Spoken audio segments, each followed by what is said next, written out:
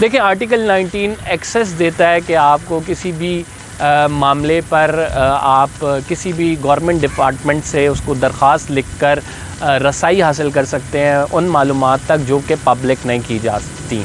अब इस मामले पर सुप्रीम कोर्ट में एक दरख्वास्त आई थी। सुप्रीम कोर्ट में वो दरख्वास्त जो बेसिकली उसमें 8 सवालात पूछे गए थे। जो मेनली सवाल थे वो मैं आपको बता देता हूँ। उसमें पहला सवाल ये था कि सुप्रीम कोर्ट में एम्प्लॉयज़ कितने हैं, परमानेंट एम्प्लॉयज़ कितने हैं, कॉन्ट्रैक्चुअल कितने हैं, ट्रांसजेंडर कितने इसमें काम कर रहे हैं, इसके साथ जो है वो उनकी सैलरीज़ क्या हैं, इस हवाले से मालूमात दरकार थी।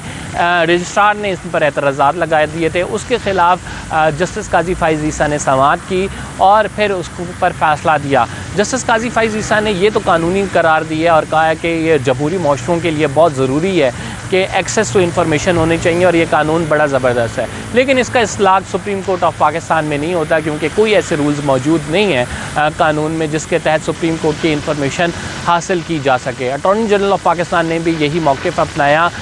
लिहाजा जो मालूम और साथ चीफ जस्टिस ने जो अपना फ़ैसला लिखा है उसमें ये भी कहा है कि जब आप मालूमात तलब कर रहे होते हैं तो आपको कोई ठोस वजह भी बतानी चाहिए कि आपसे क्यों मालूमात मांगी जा रही हैं। गालिबन जब चीफ जस्टिस ऑफ पाकिस्तान ने दरख्वास्त गुज़ार से मालूमात की वजूहात चाहीं तो उन्होंने कहा कि ये वो नहीं बता सकते क्योंकि कानून में ये लिखा है कि ज़रूरी नहीं है कि मालूमात की वजूहात बताई जाएँ।